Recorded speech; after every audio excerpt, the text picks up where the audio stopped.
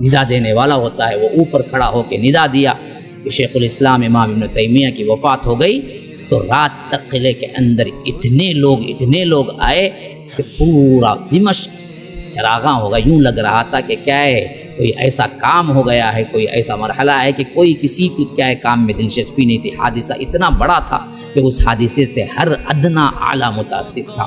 پھر جنازہ اٹھا تو کہتے ہیں کہ لاکھوں کی تعداد کا جنازہ، لاکھوں کی، مصر اور دمشق کے اندر آج تک اتنا بڑا جنازہ کسی نے نہیں دیکھا تھا۔ اسی وجہ سے امام احمد ابن حنبل کہا کرتے تھے، ہم اہل سنت کا اگر حق پر ہونا یہ معلوم کرنا ہو تو ہمارے وفات کا انتظار کرو اور ہمارے جنازوں کو دیکھو، تب تمہیں واضح ہوگا کہ کتنے لوگ آتے ہیں ہمارا جنازہ پڑھنے کے لیے۔ تو امام ابن تیمیہ رحمہ اللہ کی وفات ہو گئی۔ پھر اس کے بعد آج تک ایک کی ضرورت ہے، اس خلا کو کوئی پر نہ کر سکا۔ ان کے شاگرد جو بنے وہ خود اتنے اعلیٰ ہیں کہ ان کے بھی مثال کے کوئی اور شاگرد نہیں بنے۔ شیخ الاسلام امام ابن تیمیہ کے شاگرد امام ابن القیم، ان جیسا بھی کوئی نہیں پیدا ہوا۔ شیخ الاسلام امام ابن تیمیہ کے شاگرد امام ابن کثیر، تفسیر ابن کثیر، وہ ان کے شاگرد ہیں جو تفسیر ابن کثیر کے کیا ہیں، مصنف ہیں۔ آج تک ان جیسا بھی کوئی نہیں پیدا ہوا، ان جیسا تو کیا، ان کے شاگردوں جیسا بھی کوئی نہیں پیدا ہوا۔ اور آج تک اگر دیکھا جائے تو 700 اور 1400 لگا لیجئے، 700 سال گزر گئے، لیکن ان کی کتابیں پڑھیں گے اور ان کی زندگی کا مطالعہ کریں گے تو ایسا لگے گا گویا کہ ابھی ہمیں کیا ہے تعلیم دے رہے ہیں، ایسا محسوس ہوگا۔ اللہ نے وہ برکت رکھی ان کی کتابوں میں، ہزاروں لوگوں کو جو سنت پر عامل بنایا اور کٹر بدعات سے نفرت دلایا اور بڑے بڑے ائمہ بنے۔ یاد رکھیے شیخ الاسلام امام ابن تیمیہ کی زندگی پڑھ کے بڑھے۔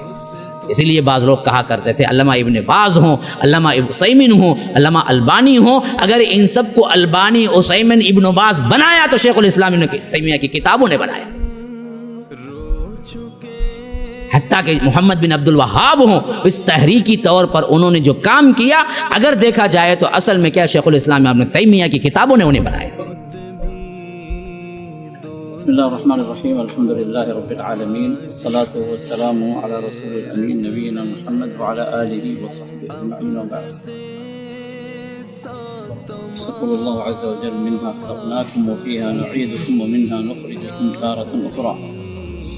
اللہ رب العزت نے فرمایا کہ ہم نے تمہیں اسی مٹی سے پیدا کیا، انا خلقناکم وفیہا نعیدکم، پھر اسی مٹی میں ہم تمہیں واپس لوٹا دیں گے، ومنہا نخرجکم تارۃ اخری، پھر اسی مٹی سے، اسی زمین سے تمہیں دوسری مرتبہ کھڑا کریں گے ہمارے حساب و کتاب۔ تو یہ دنیا اللہ تعالیٰ نے جو نظام جو بنایا ہے اسی اعتبار سے ہر آنے والے دنیا کے اندر اس کو جانا بھی، کوئی یہاں پر ہمیشہ کے لیے آیا نہیں۔ اگر ہمیشہ کے لیے کوئی آتا تو رسول اللہ سماتے ہیں۔ اللہ نے فرمایا کہ وما جعلنا من قبلک الخلد، وما جعلنا من قبلک الخلد، ہم نے آپ سے پہلے بھی جو ہے کسی کو ہمیشہ کی عطا نہیں کی، کوئی ہمیشہ کے لیے نہیں آیا۔ تو اس دنیا کے اندر اللہ تعالیٰ نے پیدائش بھی رکھی ہے، موت بھی رکھی ہے۔ اب یہ موت کسی کو آتی ہے، کسی کو نہیں پڑتی۔ یہ وہ جگہ ہے جہاں پر ہمیں اپنے آپ کے لیے تیاری کریں، یہ وہ جگہ ہے جہاں پر ہمیں آخرت کی ہمیں فکر کریں۔ رسول اللہ صلی اللہ علیہ وسلم نے شروع میں جب آپ مدینے میں آئے تو قبرستانوں کے اندر قبروں کی پوجا ہوتی ہے، تو آپ نے منع کر دیا کوئی قبرستان نہ جائے، کیوں؟ وہ اس طور پہ شرک کر دیتے۔ پھر اس کے بعد جب توحید پھیلی، رسول اللہ نے فرمایا کہ کنت نہیتکم عن زیارت القبور فزوروها، میں تمہیں اس سے پہلے قبروں کی زیارت سے منع کر دیا تھا، اب زیارت کرو، اب جاؤ، کیوں؟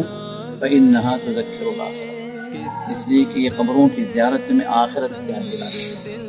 اب اس دنیا، یہ شہر خاموشاں جو ہے، یہ پورا قبرستان، اس کے اندر بڑے بڑے مالدار بھی ہیں، فقیر بھی ہیں، علماء بھی ہیں، جہلاء بھی ہیں، بچے بھی ہیں، بوڑھے بھی ہیں، ہر قسم کا آدمی ہے، لیکن کسی کو بولنے کی اجازت نہیں۔ اس کا نام ہے شہر خاموشاں۔ پوری سٹی آباد ہے لیکن غیر آباد، کوئی بول نہیں سکتا، کوئی دیکھ نہیں سکتا، کوئی کچھ نہیں کر سکتا، لیکن اللہ تعالیٰ نے ہمیں اس جگہ ابھی آباد رکھا ہے इस जगह में ये लोग पहुँच गए। अभी आज सुबह तक भी जावेद साहब हमारे साथ बातचीत लोगों के ताल्लुकात, लेकिन फिर अल्लाह ताला का वक्त जब ले आया किसी को नहीं पता, सोते ही सोते रह गए, किसी को नहीं पता। डॉक्टर भी हैरान क्या हुआ, ये अल्लाह ने वक्त ला लिया। बोलने के लिए हम बहुत असबाब बोलेंगे, कोई बोलते शुगर बढ़ गई, कोई कहता है कि जब मैंने वो इलाज नहीं किए, कोई मेडिसिन नहीं खाए, ये सब ये दुनिया के असबाब हैं, ये हमारे अपने ख्यालात। असल चीज़ क्या है, फ़ैज़ा जाअ अजलुहुम ला यस्तअखिरून साअ वला यस्तक़दिमून। जब वक्त अगर आ जाए तो न एक लम्हा आगे न एक लम्हा पीछे, ये अल्लाह का निज़ाम है। जब अल्लाह ने एक पैदाइश को रखा है तो मौत को।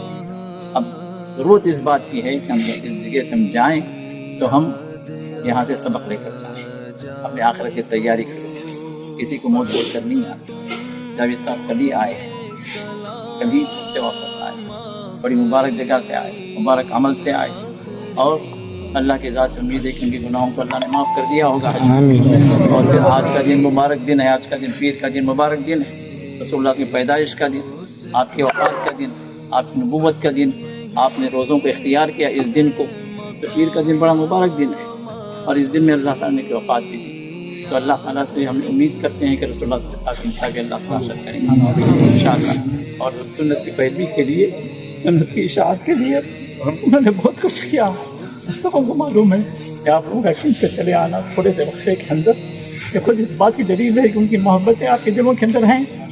लिहाजा हम आपसे गुजारिश करते हैं कि आप जहाँ मोहब्बतें दिलों के अंदर हैं, यहाँ पर का आना जैसे कि एक बना बनाए, बल्कि जब भी आपको याद आए आप दुआ करें। जो कुछ उन्होंने तालीमात दी हैं किताब सुन्नत की रोशनी में, उन तालीमात को आप अमल करें। यही उनके लिए तजारिया, यही उनके लिए सवाब का काम है।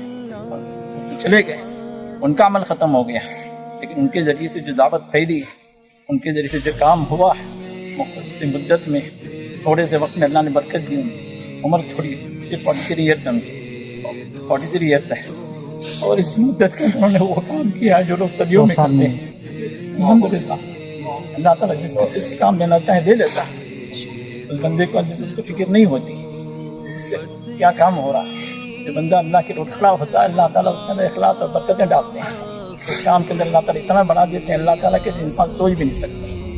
तो इसी तरह का इमाम अल्लाह ने उसके जरिए से मस्जिद का काम करवाए, बरकत का काम करवाए, दुरूस और खुतबात जारी हैं, ये कहाँ ही नहीं, पूरे इंडिया के अंदर अल्हम्दुलिल्लाह जो है उनके दुरूस और खुतबात जो चल रहे थे अल्हम्दुलिल्लाह। अब हम ये कहेंगे भाई वो स्टॉप को एंड आ गए, द एंड नहीं आए। ये अल्लाह का दीन है, ये अल्लाह का दीन है। अल्लाह ताला जिसको जिससे चाहे अपने दीन के अंदर लेता रहेगा। लेकिन ये है कि जो बंदा जो करके चला गया वो हमारे मिसाल है, वो हमारे मिसाल है। तो हम हमारी जो है यहाँ पर इस बात की कोशिश हो कि हम यहाँ से जाएँ, तो जिस तरह उन्होंने अल्लाह उसके रसूल के खातिर किताब और सुन्नत को फैलाने के लिए उन्होंने अपनी ज़िंदगी उन्होंने गुजारी है, बिताई है, उस मिशन को लेकर आप आगे बढ़ो। उस मरकज़ को जो आबाद करना आप लोगों का काम है, आप लोगों का काम है। क्या करें, वो मरकज़ तो कायम तो हो गया, लेकिन उसका बढ़ाना आपका काम है। आप नियत करें कि इस मरकज़ का साथ देंगे तो किताब और सुन्नत की रोशनी फैलेगी, बिदअत और खुराफात ख़त्म होंगी। खासकर इस महल्ले से, चेन्नई से जो है, ये वो चीज़ें जो दीन के नाम पर जो कुछ भी फसादात हो रहे हैं, खुराफात हो रही हैं, जो शिरकियात हो रहे हैं, गैरुल्लाह को पुकारा जा रहा है, इन चीज़ों को आप मिटाएंगे। खुले नियत करें इंशाअल्लाह। आवाज़ बहुत ही कम आ रही है। ये है सदक़े जारिया उनके, ये है सवाब जारिया उनके। इसके लिए जो है कोशिश करें इंशाअल्लाह। यहाँ से माशाअल्लाह नौजवान की कसरत से मुझे देख के बड़ी खुशी हुई कि नौजवान बहुत ही बड़ी तादाद में आए हैं।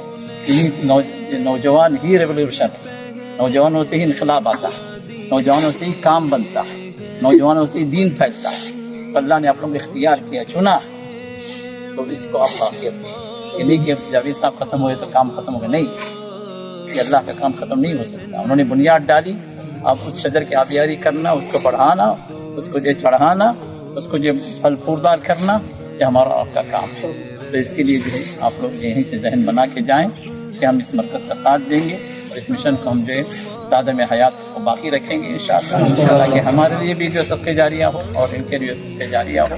और दूसरी बात यह है कि इनके ज़िम्मे अगर कोई चीज़ अगर रहे है किसी के ज़िम्मे, इनको कोई देना है یا یہ جو کسی کو دینا ہے تو براہ کرم ہم سے رابطہ کریں کہ مجھ سے یا کہ مرکز کے اراکین ہیں یا ڈاکٹر صاحب ہیں، حامد ہیں، ہمارے بھائیوں میں سے جس کا بھی کوئی ذمہ ہے آپ جو ہے کٹ کریں.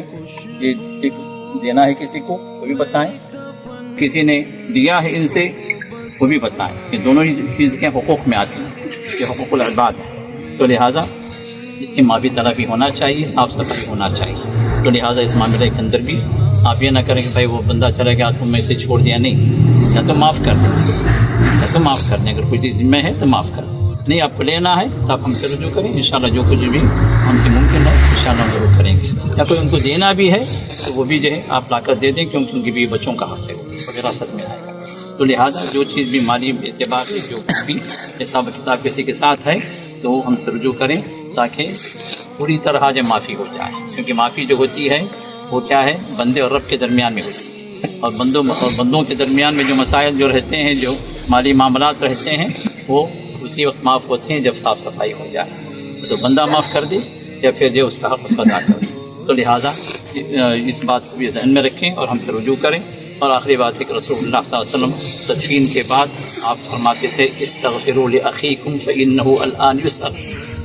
آپ فرماتے تھے اپنے بھائی کے لیے مغفرت کی دعا کرو اس وقت. یہ وہ وقت ہے کہ ان سے اب پوچھا جائے، لیکن کوئی اجتماعی دعا نہیں ہونی چاہیے. جیسے ہمارے پاس تلقین پڑھ کے فاتحہ کر کے سب کی دعا کرتے ہیں، وہ ثابت نہیں، وہ بدعت ہے. سنت کیا ہے، ہر آدمی اپنی جگہ دعا کرے ان کی مغفرت کے لیے. رسول اللہ کی وصیت کے اعتبار سے، آپ کی نصیحت کے اعتبار سے یہ آپ پر حق ہے ان کا کہ آپ بھی ان کے لیے مغفرت کی دعا کریں. اللہ سے دعا ہے کہ اللہ تعالیٰ کی مغفرت فرمائے، اللہ تعالیٰ کی قبر کو نور سے بھر دے، اللہ کے اعمال کو قبول فرمائے، اللہ تعالیٰ جنتوں کے اعلیٰ درجات میں عطا فرمائے، محمد رسول اللہ کے صحبت اللہ انہیں نصیب فرمائے، اور ان کے جو پسماندگان ہیں، ان کی بیوی ہیں، ان کے بچے ہیں، اللہ انہیں صبر جمیل عطا فرمائے، نصیب عطا فرمائے. اللہ تعالیٰ جو ہے کوئی اور جو ہے بہتر سے بہتر راستہ اللہ تعالیٰ ان کے لیے بنا دے، تاکہ ان کا راستہ بھی دین کے مطابق گزرے، ان کی دنیا میں ان کی بن جائے. تو لہٰذا آپ لوگ جو ہے اس وقت دعا کریں تاکہ اللہ تعالیٰ اس وقت کی دعا کو قبول فرمائے. الحمد للہ.